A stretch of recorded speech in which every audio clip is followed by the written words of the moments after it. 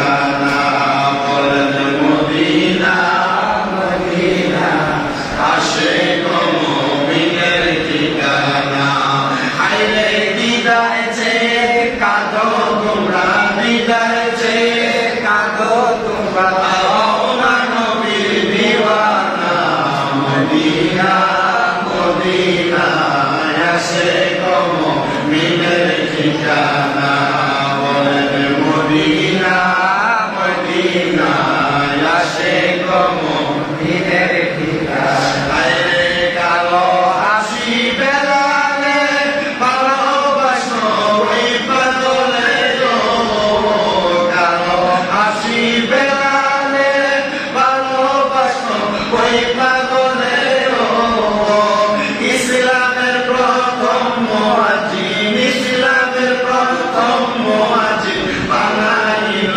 রাব্বানা Medina Medina Ashiq মুমিনের ঠিকানা বলেন মদিনা মদিনা আশিক মুমিনের ঠিকানা হায়রে দিদার চেয়ে কাঁদো তোমরা দিদার চেয়ে কাঁদো তোমরা পাওনা নবীর দিওয়ানা মদিনা মদিনা আশিক মুমিনের ঠিকানা আল্লাহুম্মা সাল্লি আলা সাইয়্যিদিনা মাওলানা মুহাম্মদ ওয়া আলা আলি সাইয়্যিদিনা মাওলানা দয়াল আল্লাহ দয়া করে নসিব করো মদিনা নবীজিকে না দেখাইয়া কবর দেশে নিও না আল্লাহুম্মা সাল্লি আলা সাইয়্যিদিনা মাওলানা মুহাম্মদ ওয়া আলা আলি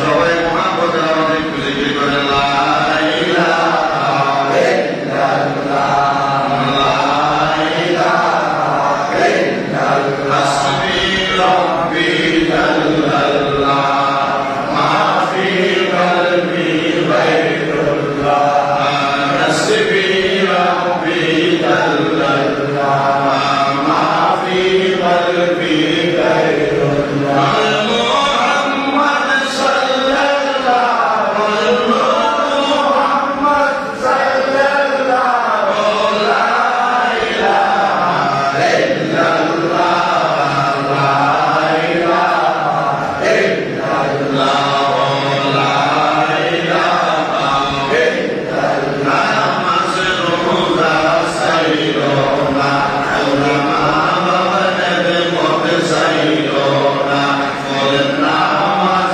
রোজা সাইরো না তোমরা মা বাবার মত সাইরো না আমার নবীর দরুদ হইল না আমার নবীর দরুদ হইল না আমার নবী তোমায় ভুলবে না লা ইলাহা ইল্লাল্লাহ লা ইলাহা ইল্লাল্লাহ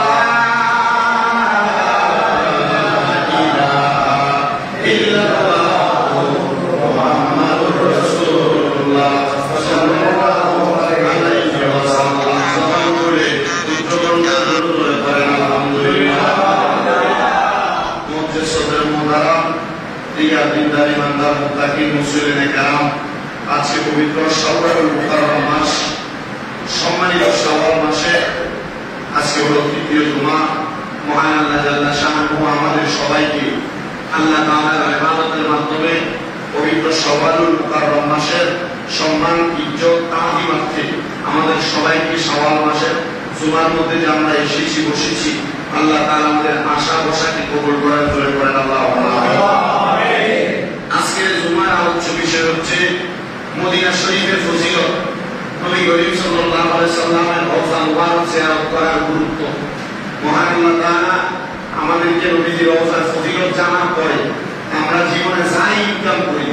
হয়তো কেউ দৈনিক 300 টাকা ইনকাম করে, সর্বনিম্ন বর্তমান জামানা যে ইনকাম সর্বনিম্ন 300 টাকা ইনকাম করি, আর সর্বোচ্চ এবার চিন্তা করেন দৈনিক 1000 করেন 1500 5000 10,000 টাকা। আল্লাহ তাআলা আমাদের সবাইকে এই সকল প্রকার ইনকাম বলেন, সকল প্রকার অর্থ উপার্জন করার পর আল্লাহ তাআলা মরণের আগে একবার, কমপক্ষে একবার মদিনা শরীফ জিয়ারত আমাদের নসিব করুন। সবাই একবার করেছেন, আমরা যেন তাদেরকে বারবার জিয়ারতে রাসূলুল্লাহ নসিব করে দেবেন। আল্লাহ হাবিবের রওজা মুবারকের ফজিলত কত, ফতুরে শামির মধ্যে 352 নম্বর পৃষ্ঠার মধ্যে ঘোষণা করা হচ্ছে যে মদিনা শরীফের ফজিলত হলো এমন যে এই মদিনা শরীফ এক নাম্বার লিআন্নাহা দারুল হিজরাতি হাবিবি রাব্বিল আলামিন। এই মদিনা শরীফ হলো রাব্বুল আলামিনের বন্ধু মুহাম্মদ মুস্তাফা সাল্লাল্লাহু আলাইহি ওয়াসাল্লামের হিজরতের জায়গা। দুই নাম্বার হলো ওয়াফিহা রাওদাতুহুল্লাতী আফদালু বিকাই আরদি। এই জমিনের ভিতরে যত জায়গা আছে সব জায়গার চাইতে সবচাইতে উত্তম জায়গা হলো রওজায়ে মদিনা। আবার ঘোষণা করা হচ্ছে ওয়া আফদালু মিনাল কাবাতি, এই রওজায়ে মদিনা আল্লাহর কাবা ঘরের চাইতে দামি। সুবহানাল্লাহ। আল্লাহ তাআলা সৃষ্টিকর্তা, নবীজি আল্লাহ তাআলার সৃষ্টি। তো আল্লাহ যদি সৃষ্টিকর্তা হয়, আল্লাহর ঘর কাবা, নবী যদি আল্লাহর সৃষ্টি হয়, তাহলে আল্লাহর যিনি স্রষ্টা তিনার দাম বেশি, যিনি সৃষ্টি স্রষ্টার চাইতে সৃষ্টির দাম কম। যদিও কম হয় তাহলে স্রষ্টা যিনি, ওনার ঘর যেটা কাবা, ওই কাবার দাম এত কমায়া আল্লাহ তাআলা কাবার মালিক যিনি, ওই কাবার মালিক যাকে বানাইলেন, ওনার সেই ঘর, উনি যেখানে ঘর থেকে হিজরত করে আসলেন, ওই জায়গার দাম আল্লাহ কেন বানাইলেন? আল্লাহর কাছে যদি আপনি একবার প্রশ্ন করেন, আল্লাহর পক্ষ থেকে উত্তর আসবে, এই কাবা শরীফ আমি আল্লাহ বানাইতাম না যদি আমার সৃষ্টি মুহাম্মদ মুস্তাফা সাল্লাল্লাহু আলাইহি ওয়াসাল্লাম নবীরে না বানাইতাম। জোরে বলেন সুবহানাল্লাহ। আল্লাহ তাআলা আমার নবীর মাধ্যমে জানাইয়া দেয়, ওই কাবা শরীফকে আমি আল্লাহ তাআলা বানাইছি আমার হাবিবের কিবরিয়ার মুহাব্বতে।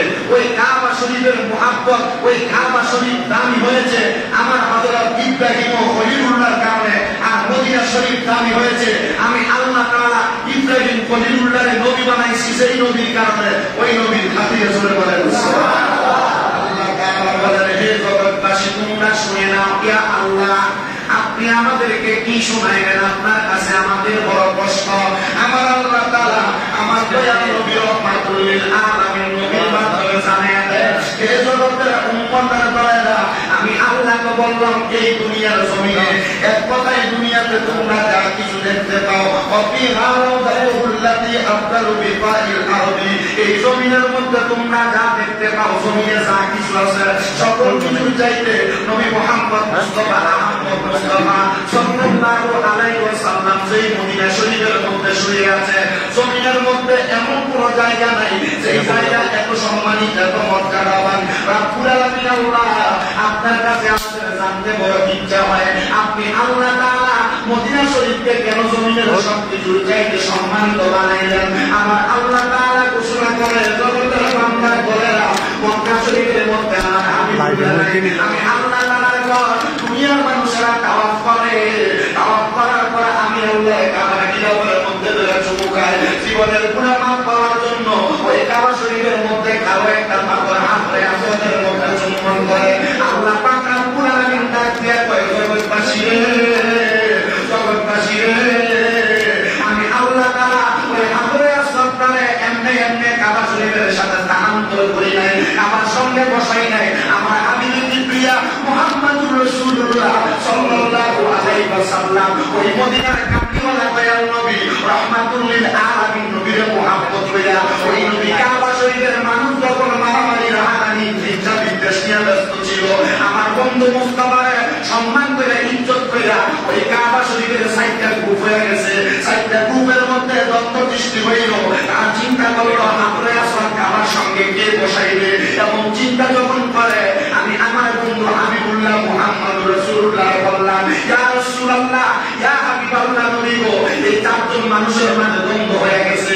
এই হাজরে আসওয়াদ কাবা যেটার নাম হলো মাকামে ইব্রাহিম। এই মাকামে ইব্রাহিমে উম্মতেরা সুমা দিলে জীবনের গুনাহ মাফ হয়ে যায়। বন্ধু নবী, এখন যদি এক ফ্যামিলির মানুষ কাবা শরীফের মধ্যে হাজরে আসওয়াদ স্থাপন করে, এটা স্থাপন করলে আর তিন ফ্যামিলির মানুষের সঙ্গে দ্বন্দ্ব হয়ে যাবে।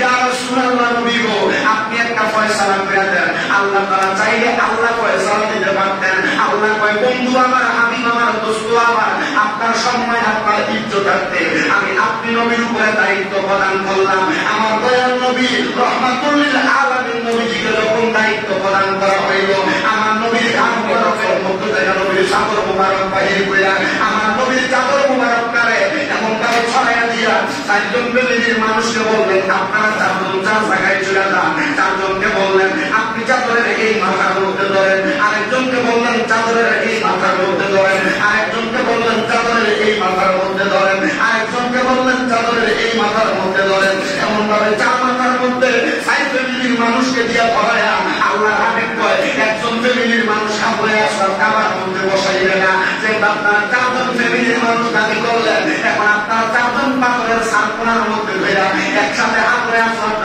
স্থাপন করে নেন। ইয়া রাসূলুল্লাহ, ইয়া হাবিবাল্লাহ, এরা আপনার সমাধান মানছে কিনা? আমার নবী কয়, আল্লাহর পছন্দে ও জগতের মানুষেরা, আমার আল্লাহ আমি নবীর সম্মান এত বাড়াইয়া দিছে। আমি নবী সাইড ফ্যামিলির মানুষকে বলার সাথে সাথে সাইড ফ্যামিলির মানুষ একসাথে পাথর কারে নিয়ে হাজরে আসওয়াদের মাকামে মাহমুদ হিসাবে কাবা শরীফের ওয়ালের সঙ্গে এমন ভাবে লাগিয়ে দিছে, কিয়ামতের এক সেকেন্ড আগ পর্যন্ত আমি নবীর গুনাহগার উম্মতেরা মক্কা শরীফের ভিতরে আসবে। মক্কার মধ্যে আইসা এই হাজরে আসওয়াদ কাবা পাথরের মধ্যে সুমা দিব। এই কাবা পাথরে সুমা দিবে, আমার উম্মতের জীবনের গুনাহ মাফ হইয়া যাইব। জীবনের গুনাহ মাফ হইয়া যাইব। নবী গো, উম্মত জীবনে অনেক গুনাহ করব। গুনাহ করার কারণে কাবা শরীফে আইসা পাথরের মধ্যে সুমা দিলে গুনাহ মাফ হইব। নবী গো, আপনার উম্মত হজ করে বাড়িতে যাওয়ার পর আবার গুনাহ করব। আমার নবী কই, কলবের মধ্যে আবার গুনাহ লেখা হইয়া যাইব। নবী গো, কলবের মধ্যে গুনাহ থাকতে থাকতে উম্মত যদি আরেকবার হজ করার আগে, আরেকবার কাবায় যাওয়ার আগে উম্মতের আমল নামায় গুনাহ থাকে, তাহলে ওই উম্মত মারা গেলে তো দুজকে যাইব। আমার নবী কয়, না রে উম্মত, না না না, ওই উম্মত যদি মক্কা শরীফে হজ করার পরে মক্কা শরীফ থেকে গমন করতে করতে করতে করতে মদিনা শরীফে যায়, আমি নবীর রওজা আখারের মধ্যে যাইয়া একবার আমি নবীকে আসসালাতু আসসালামু আলাইকা ইয়া রাসূলুল্লাহ বলে সালাম দেয়। আল্লাহর কসম, উম্মতে মুহাম্মদি মনে রাখবা, আমি নবী রাহমাতুল লিল আলামিন নবী ঘোষণা করলাম, ওই উম্মত আমি নবীর রওজা মুবারকে সালাম দেওয়ার কারণে আমি নবী কিয়ামতের আগ পর্যন্ত ওই উম্মত কবরে থাকবে। কিন্তু কবরে যাওয়ার পরে রওজা আখার থেকে আমি নবীজি ওই উম্মতকে বাঁচানোর জন্য তার কবরের মধ্যে হাজির হইয়া যাইব। ইয়া রাসূলুল্লাহ, ইয়া হাবিবাল্লাহ নবী গো, আরে বলতাম কাবার মধ্যে যাইয়া হাজরে আসওয়াদ কাবা পাথরে সুমা দিলে গুনাহ মাফ হয়, কিন্তু আমার উম্মত গুনাহ করলে কবরে গুনাহ ক্ষমা হয়। কিন্তু ওই হাজরে আসওয়াদ কাবা পাথরে সুমা দিয়া মদিনা শরীফের মধ্যে যদি যায়, আপনি নবীজি ওই উম্মতকে সুপারিশ করবেন। এবার শুনেন আমার এই গুণী ভাই বাবারা, জীবনে গুনাহ করলেন, অন্যায় করলেন, আল্লাহ মাফ করে দিল। মাফ পাওয়ার পরে ওই উম্মত আবার গুনাহ করবে এমন অসুবিধা, এমন গ্যারান্টিও আছে। কাবায় যায় হজ করলাম, আবার হাজরে আসওয়াদ পাথরে সুমা দিলাম, জীবনে আমল নামার গুনাহ সব মাফ, সব মাফ। কিন্তু কাবা থেকে যদি আপনি মদিনায় না হয়ে চলে আসেন, আবার আপনি নামাজ ছাড়লেন, আবার আপনি গুনাহ করলেন, ঈশার কথা কইলেন, আবার গুনাহ আছে না নাই? গুনাহ আছে না নাই? আমার নবী কয়, গুনাহ করছো, কাবার হাজরে আসওয়াদের সুমা দিছো মা, কিন্তু আমি নবীর রওজায় যায় সালাম দিছো, একবার সালাম দিয়ে আমি নবীর সুপারিশ তার জন্য ওয়াজিব। ইয়া রাসূলুল্লাহ, সুপারিশ এত ওয়াজিব হইয়া যায়, আমরা তো মদিনায় গেলে চলে। আমার নবী কয়, না, কোন মানুষ সম্পদের মালিক, শুনেন, কোন মানুষ সম্পদের মালিক, টাকার মালিক, পয়সার মালিক, অর্থ সম্পদের মালিক হইল হজ করার মতো টাকা তার কাছে আছে, কিন্তু মক্কায় গেল না, মদিনায় গেল না। আমি নবী ঘোষণা করলাম, সে যদি ইহুদি হয়ে মারা যায়, নাসারা হয়ে মারা যায়, আমি নবীর তাতে কোনো কিছু আসে যায় না।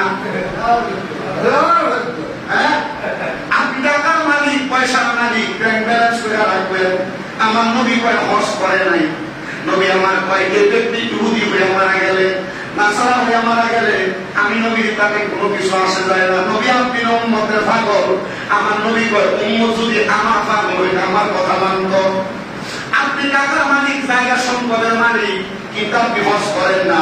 বলে হুজুর কেন করেন না? কারণ কি? বলে হুজুর আমি যদি এই টাকা দিয়ে আমার টাকা সম্পত্তির অর্ধেক বেঁচে হজ করি, আমার সুদে থাকবো কই, আমার মেয়ে থাকবো কই? আমি জানতে চাই আপনার খবরে আপনার ছেলে যাবে, মেয়ে যাবে, আত্মীয় স্বজন যাবে, আপনি আপনার সন্তানের জন্য জায়গা রেখে যাবেন, এই জায়গা আপনার খবরে নিয়ে যাবেন।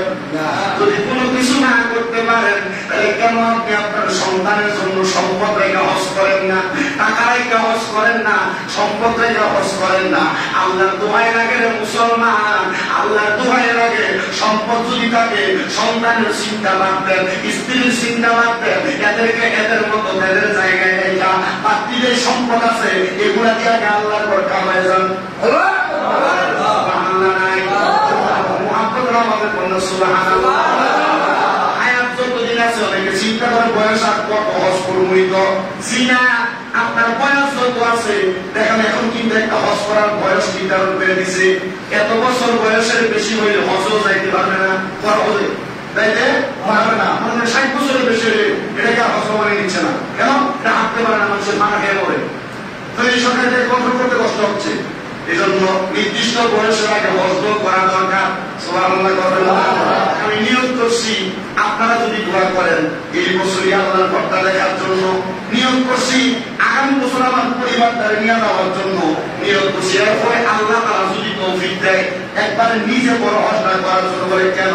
কারণ আপনার সম্পদ থাকবে, হয়তো বা আল্লাহ তাআলা এমন একটা কঠিন রোগ দিতে পারে যেটা আপনার সব সম্পদ একবারে টান দিয়ে নিয়ে যাবে, কিছু করতে পারবেন না। আর সামান্য একটা বিসি যদি শরীরের মধ্যে ফুটে, পোকা ফুটে, এই পোকাটারে আপনি সারানোর মতো অর্থের মালিক এখনো হন নাই। এই টাকা পয়সা সম্পদের মায়া ত্যাগ কইরা এখন থেকে নিয়োগ করেন মক্কায় যাওয়ার জন্য। মক্কায় যাইতে পারলে মদিনা যাওয়া নিশ্চিত। এই জন্য বাবা মদিনা শরীফের ফজিলতের বয়ান আল্লাহ নবী রাহমাতুল লিল আলামিন নবী কয় যে দুনিয়ার জমিনের ভিতরে ওয়া আজমাউল উলামা সালফানা ওয়া খালফান আলা আন জিয়ারাতা রাওদাতিহি সাল্লাল্লাহু আলাইহি ওয়াসাল্লাম মিন আফদালিল কুরবাতি ওয়া আলামাতিল মুহাব্বাতি লাহু। আমার আল্লাহর নবী রাহমাতুল লিল আলামিন নবী রওজার সম্মান রাখতে বলা হচ্ছে। সকল উলামায়ে কেরাম মুকম্মল নবী করিম সাল্লাল্লাহু আলাইহি ওয়াসাল্লামের রওজা জিয়ারত করা আল্লাহর নৈকট্য লাভের সর্বোত্তম মাধ্যম। আল্লাহ তাআলা পাওয়ার জন্য সর্বোত্তম মাধ্যম হলো, সর্বশ্রেষ্ঠ মাধ্যম হলো নবীজির রওজা জিয়ারত করা। সুবহানাল্লাহ। ফতোয়া স্বামী কিছু মহানগর বিষয় আল্লাহ তাআলা নৈকট্য লাভের জন্য সর্বোত্তম মাধ্যম হলো নবীজির রওজা জিয়ারত করা। শুধু তাই নয়, আমার নবীজির আমাদের মুলামা যিনারা আছেন তারা বলেন আলামতি মুহাব্বতি। কেউ যদি নবীরে ভালোবাসে এটা তার মুখ দিয়া বলে, কেউ যদি নবীরে ভালোবাসে বলে, এই ভালোবাসার মুহাব্বতের আলামত, মুহাব্বত এটাতে ভালোবাসে, এটার পরিচয়, এটার প্রমাণ হইল এই ব্যক্তি নবীজির রওজা বেশি বেশি জিয়ারত করবে। এক শ্রেণীর মানুষ এই যে হজের মাস আসছে দেখবেন ফতোয়া শুরু হয়ে যাবে, হজ করতে যাবেন, মক্কায় গেলে চলবে, মদিনায় যাওয়ার দরকার নাই, মদিনা হজের অংশ না। না রে না, তাহলে বোঝা গেল মদিনা যদি হজের অংশ না হয়, মক্কায় যে হজ করে চলে আসলেন, আসার পরে আরো গুনাহ আসেনি, গুনাহ করলে গুনাহ হইবনি। কিন্তু যদি মক্কায় যে হজ করে মদিনা জিয়ারত করেন, এই গুনাহ যদি করেন আল্লাহর কাছে মাফ চাইলেন, আবার মরণের আগে মাফ চাওয়ার সুযোগও পাইলেন না।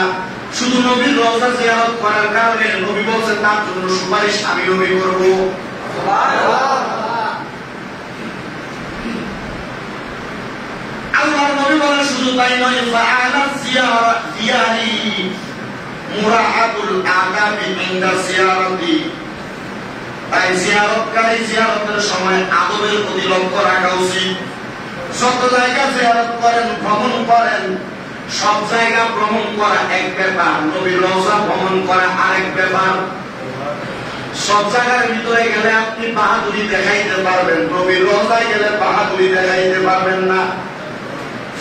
আমার বাজান, আমার নবীজির হাদিসে মুবারাকা বুখারী শরীফের প্রথম খণ্ড 253 নম্বর পৃষ্ঠার 1850 নম্বর হাদিস নবীজি বলেন, আনি নবী সাল্লাল্লাহু আলাইহি ওয়াসাল্লাম ওয়ালা মা বাইনা বাইতি ওয়া মিনবারি রাওযাতুম মিন রিয়াদিল জান্নাহ ওয়া মিনবারি আলা হাউজি। আমার নবী বলেন, আমি নবীর ঘর, আমার মিম্বরের মধ্যবর্তী স্থান হলো জান্নাতের বাগান। মনে করেন মদিনা শরীফ হলে এটা আমার নবীর মিম্বর, এখান থেকে 50 গজ দূরে হইল, 100 গজ দূরে হইল নবীর হুজরা মুবারক, ঘর মুবারক, সেই করে আমার নবী ঘুমাইতেন। আমার নবী বলেন, আমি নবীর মিম্বর, এই মিম্বর থেকে আমি নবীর ঘর মুবারক, এই জায়গাটা হলো আকাশ জান্নাতের একটা অংশ।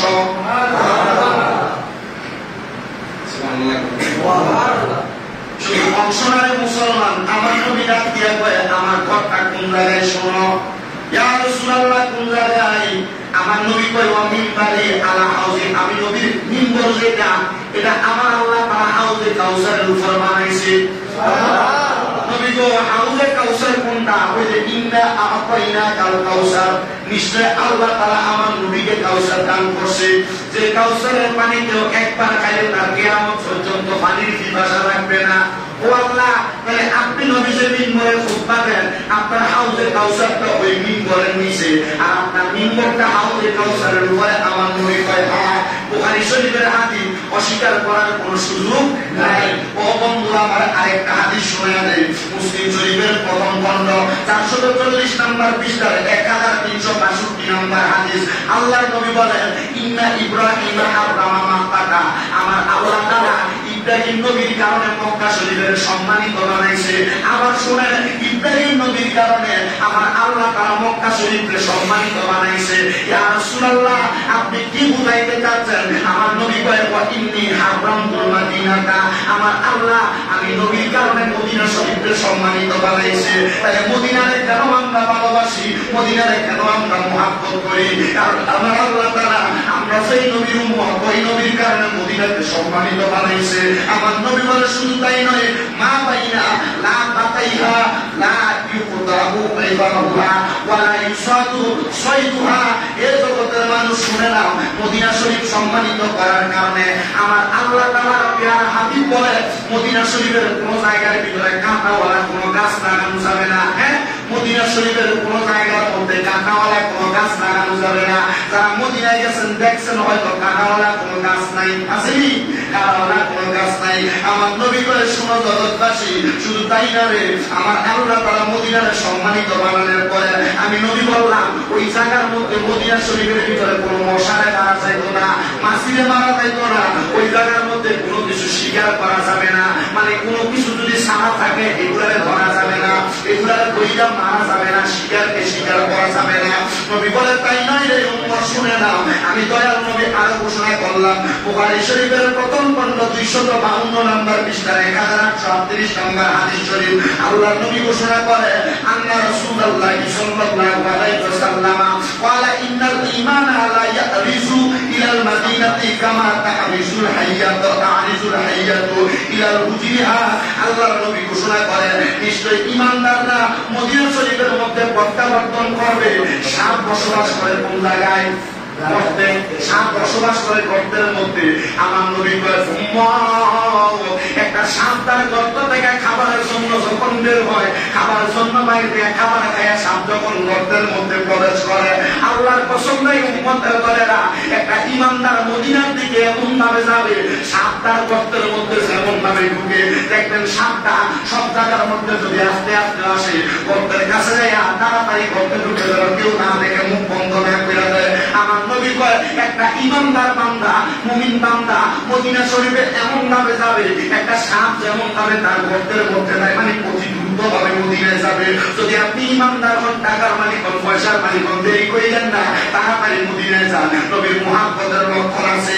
আমার দয়াল নবীর আরেকটা হাদিস আমি আপনাদেরকে শোনাইয়া দেই, যে হাদিস মুসলিম শরীফের প্রথম খণ্ড 84 নম্বর পৃষ্ঠার মধ্যে 1147 নম্বর হাদিস। আল্লাহর নবী বলে, আলা আনফাবিল মাদিনাতি মালাইকাতি লা ইয়াদখুলুহা তাগুনা ওয়ালা দাজ্জাল। আল্লাহর নবী কয় মদিনা শরীফের দরজা সমূহের মধ্যে ফেরেশতা আছে। সুবহানাল্লাহ। আমার নবী কয় মদিনা শরীফের দরজার মধ্যে ফেরেশতা আছে। এই মদিনা শরীফের মধ্যে দুইটা জিনিস যাবে না। ইয়া রাসূলুল্লাহ, কি যাবে না? আমার নবী ডাক দিয়া কয়, উম্মত, এক নাম্বার ওই মদিনা শরীফের দারুণ মহামারী যাবে না। যদি কোনো কঠিন রোগ সারা বিশ্বের মানুষের একবার একটা চার করে ফেলায়, মানুষের আক্রমণ করে ফেলায়, সব জায়গার মানুষের আক্রমণ করলেও মদিনার মানুষের আক্রমণ করতে পারবে না। সুবহানাল্লাহ। আমি কই শুধু তাই নয়, দাজ্জাল এসে মদিনার ভিতরে ঢুকতে পারবে না, সব জায়গায় ঢুকবো, মদিনায় ঢুকতে পারবে না। এজন্য আমার নবী বর্ণনা করে, মদিনা শরীফ হইল পৃথিবীর সব জায়গা থেকে। দাজ্জাল মক্কা শরীফ দেবো, মক্কা ভাঙবার লেগে, বুঝলো, মক্কায় যাবো, মক্কায় ভাঙবার লেগা। আমাদের হাদিসে পাওয়া যায়, আমাদের আগে এমন কিছু মানুষ বেড়ে বেড়ে বাইকটা বাইক চলব, মক্কায় যাবো, মক্কা ভাঙবার লেগা। কি ভাঙার লেগা? মক্কা ভাঙার লেগা। দাজ্জাল মক্কায় যাবো, তবে মদিনায় যাইতে পারবে না। কারণ আমার নবী কয় সমস্ত পৃথিবীর সব জায়গার চাইতে মদিনা শরীফ হইল একবারে নিরাপদ জায়গা। জোরে কোন সুবহানাল্লাহ। গভীর মনোযোগ দিবেন। আল্লাহর নবী আবার ঘোষণা করতেছে, নবী আমার আল্লাহর কাছে দোয়া করে, বুখারী শরীফের প্রথম খণ্ড 252 নম্বর পৃষ্ঠা 1842 নম্বর হাদিস। আমার নবী দোয়া করে, আল্লাহুম্মা জাআল বিল মাদিনাতি দাইফা মা জাআলতা বিল মাক্কাতি মিনাল বারাকাতি। আমার নবী আল্লাহর কাছে দোয়া করে, আল্লাহ আপনি মদিনা শরীফে এমন বরকত দান করেন, সেই বরকত মক্কা শরীফের চাইতে বেশি। আমি জানতে চাই, আমার নবী কোন দোয়া করলে আল্লাহ ফিরায়নি? না, আল্লাহ ফিরায়নি। আল্লাহ দোয়া করে আল্লাহ ফিরায়নি।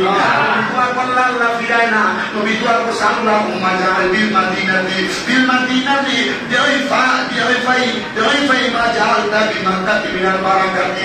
আমার নবী দোয়া করে, আল্লাহ আপনি মদিনা শরীফে মক্কার চাইতে বেশি বরকত দান করেন। আল্লাহ কয়, বন্ধু আপনি দোয়া করছেন, আমি মদিনাতে মক্কার চাইতে বেশি বরকত দান করছি।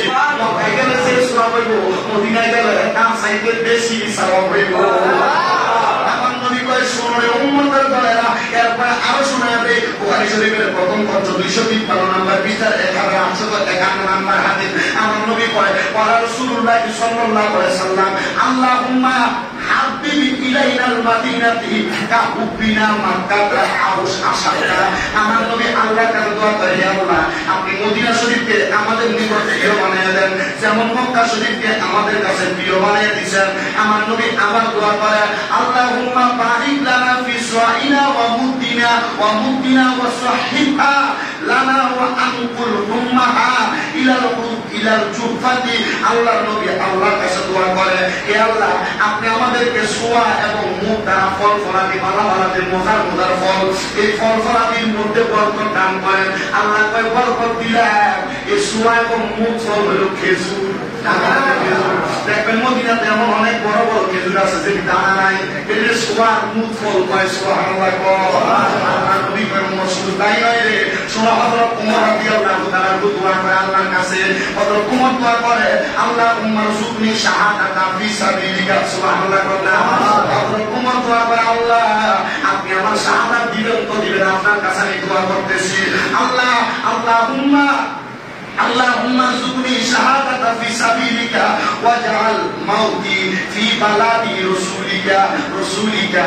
হযরত ওমর দোয়া করে, আল্লাহ আপনি আমার শাহাদাতের মরণ দেন, আর আমার মরণ দিবেন তো ঠিক আছে, আমার ওই জায়গায় মরণ দিবেন যে জায়গায় আমার নবীজি আছে। সুবহানাল্লাহ। যে জায়গায় আমার নবী আছে, তাহলে বুঝাইছে হযরত ওমর রাদিয়াল্লাহু তাআলা খুব মরণ চাইছে নবীর রওজা মদিনা শরীফের ভিতরে। আমার বাবারা, আরেকটা ঘোষণা করতে যে শোনো দুনিয়ার মানুষের দলেরা, লা ইয়াসবিরু লা ইয়াসবিরু লা ওয়া ইল মাদিনাতি ওয়া শিদ্দাতিহা আহাদুন ইল্লা কুনতু লাহু শাহিদান আও শাফিআন ইয়াউমাল কিয়ামা। আমার নবী কয় যেই ব্যক্তি মদিনা শরীফে অভাব অনটনের সময় ধৈর্য ধারণ করবে, মানে মদিনাতে যারা বসবাস করে, যদি কোনো সময় কোনো অভাব অনটন মদিনাতে আসে, তারা যদি ধৈর্য ধারণ করে, আমার নবী কয় আমি নবী তাদের জন্য কিয়ামতের ময়দানে, হাসরের ময়দানে সাক্ষীদাতা হইব। আমি নবী তাদেরকে সুপারিশ করে জান্নাতে নিয়ে যাব। সুবহানাল্লাহ। নবী সুপারিশ করলে আল্লাহ মানা করব না। নবী কইছে আল্লাহ এরা মদিনাতে ছিল, আল্লাহ আপনি এদেরকে ভালোবাসা মুহাব্বত করে আপনি এদেরকে মাফ করে দেন, আল্লাহ মাফ করবনি। সুবহানাল্লাহ। বুখারী শরীফের হাদিস, মুসলিম শরীফের প্রথম খণ্ডে 444 নম্বর পৃষ্ঠা 1377 নম্বর হাদিস। সুবহানাল্লাহ। শুধু তাই নয়, আল্লাহর নবী কয় উম্মত শোনো, আমি নবী কি করতেছি শোনো।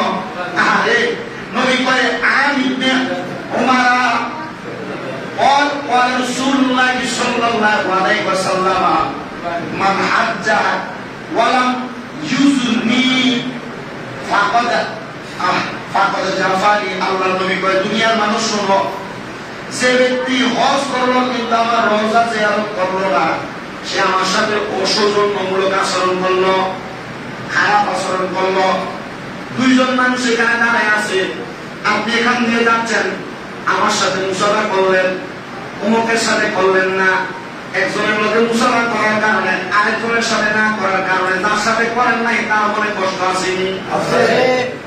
নবী কয়েছে মক্কা জিয়ারত করলো, আমি নবী রওজা জিয়ারত করলো না, সে আমি নবীর সঙ্গে অসৌজন্যমূলক আচরণ করলো। হ্যাঁ, আল্লাহর হাবিব কই শহরে দুনিয়ার মানুষ, আমি নবী ঘোষণা করলাম মান সারানি মুতাআম্মিদান কানা ফি সাওয়ারি ইয়াউমাল কিয়ামা। যে ব্যক্তি স্বেচ্ছায় আমার জিয়ারত করবে, মানে কেউ তার বলে নাই, তবু আমি নবী রওজা জিয়ারত করবে, আমি নবী বললাম কিয়ামতের সময় সে ব্যক্তি আমি নবীর পাশে থাকবে। কিয়ামত যদি সমস্ত পৃথিবী উল্টে দেয়, আমার নবী যে জায়গার কোনো ক্ষতি হবে না। আমরা যদি নবীর সঙ্গে থাকি আমরা ক্ষতি হবে না। যে নবী, যে ব্যক্তি নবীর রওজা জিয়ারত করবে, আমার নবী ঘোষণা করেন ওই ব্যক্তি আমি নবীর সঙ্গে কিয়ামতের সময় থাকবে, তাই না? নবী আমার এবার শোনো, মান সাকানাল মাদিনাতা ওয়া সাবারা আলা বালাইহা কুনতু লাহু শাহিদা ওয়া শাফিআন ইয়াউমাল কিয়ামা।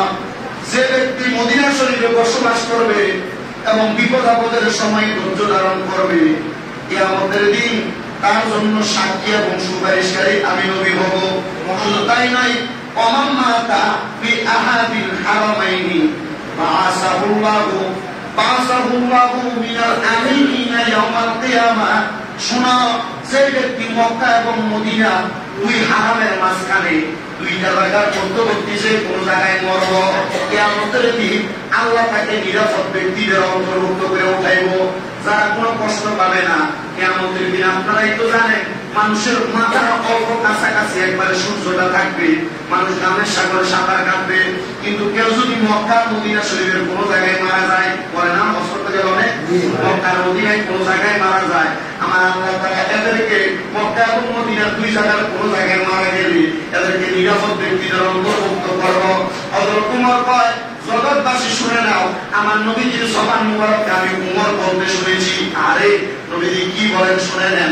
আল্লাহ নবী কয় শোনো, জগতের মানুষ, আমি ইবনে উমর মারফুআন মান হাজ্জা ফাসারা কবরি বাদা মাউতি কানা কামান সারানি ফি হায়াতি। আল্লাহ নবী কয় শোনো দুনিয়ার মানুষ, হযরত উমর মারফু হাদিসে হাদিসটা বর্ণনা করেন, যে ব্যক্তি হজ করবে অতঃপর আমি নবীর ইন্তেকালের পর আমি নবীর রওজা জিয়ারত করবে, আমি নবী দুনিয়ার মানুষ এমন ভাবে জীবিত থাকা অবস্থায় আমার সঙ্গে সাক্ষাৎ করবে, ইন্তেকালের পর আমি নবীর রওজা জিয়ারত করলে একই সওয়াব।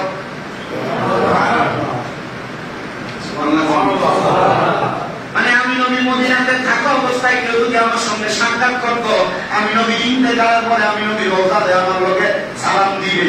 ঠিক জীবিত দুনিয়া ইন্তেকালের পরে ইন্তেকালের আগে থাকা অবস্থায় জিয়ারত করলে সে সালাম, আমি নবী রওজায় যাওয়ার পর জিয়ারত করলে সেম সালাম।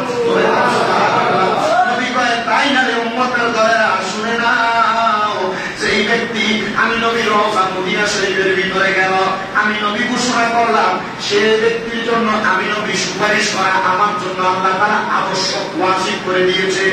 আপনি যদি মদিনায় যান, মদিনায় যায় নবী রওজা জিয়ারত করেন, আল্লাহ তাআলা আমার নবীকে আপনাকে সুপারিশ করাইবেন। কবরে যাওয়ার পর যত কঠিন আযাব ভোগ হন না কেন, নবী সুপারিশ করলে আল্লাহ আপনাকে মাফ করে দিবে। এই জন্য আপনার হইল সম্পদ কামাই করেন, এটা আপনার ব্যাপার, টাকা পয়সা আছে এটা আপনার ব্যাপার, আপনার ব্যাংক ব্যালেন্স আছে এটা আপনার ব্যাপার, আপনার জায়গা জমি যে বাড়িতে থাকেন এটা ছাড়া আপনারা দুইটা বাড়ি একটা বাড়ি ভাড়া দিয়ে রাখছেন। ভাই আপনি কেন হজ করেন না? বলে আমার কাছে নির্দিষ্ট পরিমাণ অর্থ নাই। আপনার কাছে অর্থ থাকবো কেন? আপনি 3 লাখ টাকা মালিক বলে কাছে দিয়ে এক ঘন্টা রেখে দেন, ঠিক আছে না? কয়েক টাকা মালিক বলে ব্যাংকে নিয়ে 3 লাখ 4 লাখ টাকা একটা ডিজিএল বানাই বানাবেন, হবে নাকি? এমন ফিয়া কবরে গেলে খাইবা, এগুলার হিসাব আল্লাহ আমার কাছে দিতে পারবা না। তবে এটা হলো আপনার উত্তম সমাধান। যত টাকা মালিক হন না কেন, আপনি চিন্তা করতেছেন আপনার জায়গা জমি সম্পদ এগুলো আপনার সন্তানদেরকে ভাগ করে দিবেন। এই সন্তান আগেও বলছি এখনো বলি, কবরে যাবে না, স্ত্রী কবরে যাবে না, টাকা পয়সার সম্পদ নিয়ে কবরে যাইতে পারবেন না। এই জন্য আমার আবদার হইল মুসলমান, আমার এই দৌলতপুর জামে মসজিদের মুসল্লি বাবারা, সন্তান সন্ততি আপনার ইন্তেকালের পরে যা থাকবে তা ভোগ করবে, কিন্তু আপনি যতদিন বেঁচে আছেন এই সম্পদের একটা অংশ দিয়া তাড়াতাড়ি মক্কার মদিনায় যান। জায়গা যদি 5 ঘন্টা, সুদ হইল 2 ঘন্টা করে ভাগ করে দিবেন, নিজের যে 1 ঘন্টা আছে এখন আমি চালান আপনার সম্পর্ক করে যাবেন ব্যস্তার পর আর বেচ্ছা মক্কায় যান, মদিনায় যান, ওই জায়গায় মরণ হইল। আর মরার আগে কোন মা বাপ জীবনের জায়গা জমি ভাগ করে দিবেন না, জীবনের জায়গা জমি ভাগ করে দিবেনই না আপনি। কেন? কারণ আপনি ঘুরে যাবেন ভাগ দিত না, ঘুরে হওয়ার পরে ভাগ দিত না। আর আপনি দিচ্ছেন, আপনি দেখবেন আপনি সম্পদ যে সূত্রে দিচ্ছেন এর সম্পদটাই এরকম থাকে, কিন্তু আপনার যেটা আচরণ ধারণ করে এটা আপনি দিচ্ছেন না, ধরেছেন। আপনি এই জন্য এটা মাথায় রেখেন, সম্পদ যতক্ষণ আপনার কাছে বাহাদুরি আপনার, ঠিক আছে? এটুকু মনে রেখেন। আর সম্পদ যে সন্তানদেরকে দিয়ে যাবেন, এই সন্তান যে আপনার কোন উপকারে আসবে মারা যাওয়ার পরে, এমন অনেক সন্তান আছে যারা মা বাপরে মানি দিয়ে আসছে, এখন যদি তার মা বাপের কবরের সামনে নিয়ে যাওয়া হয়, কবর কোনটা বলতে পারবে না, খবর কোনটা সে বলতে পারবে না। তার লাভ কি হলো? এর মা বাবা এলাকা দিয়ে যায় নাই, এর মা বাবার বাড়ি দিয়ে যায় নাই, খেলপত্রের জায়গা দিয়ে যায় নাই, দিয়ে গেছে জানে না, কারণ 1 বছরে একবার মা বাবার কবরের সামনে যায় না। আর আল্লাহ নবী ঘোষণা করতেছে শুক্রবার তোমার দিনে যদি কোনো সন্তান তোমার নামাজ পড়া মা বাবার কবরের সামনে দাঁড়িয়ে যায়, আল্লাহ তার সাথে সাথে তোমার নামাজ পড়ে দেয়। আপনি কোন মা বাবার সম্পদ আপনি ব্যবহার করতেছেন? আপনাকে আল্লাহ তাআলা জালেম হিসেবে কবরের ভিতরে পরিচয়, জালেম হিসেবে পরিচয়। আপনি আপনার মা বাবার সম্পদ ভোগ করতেছেন, কিন্তু এদের জন্য আপনি কোনো কিছুই করছেন না। আল্লাহ তাআলা আমাকে এবং আপনাকে বুঝার পর নির্দিষ্ট পরিমাণ প্রত্যেকটা বিষয়ে আলোচনা শোনার পর আমল করার তৌফিক দান করুন। আমিন। আর মুহাম্মদের আওয়াজ বলেন আমিন। আলহামদুলিল্লাহি রাব্বিল আলামিন। মা আসসালামু আলাইকুম ওয়া রাহমাতুল্লাহ। যারা শুনুন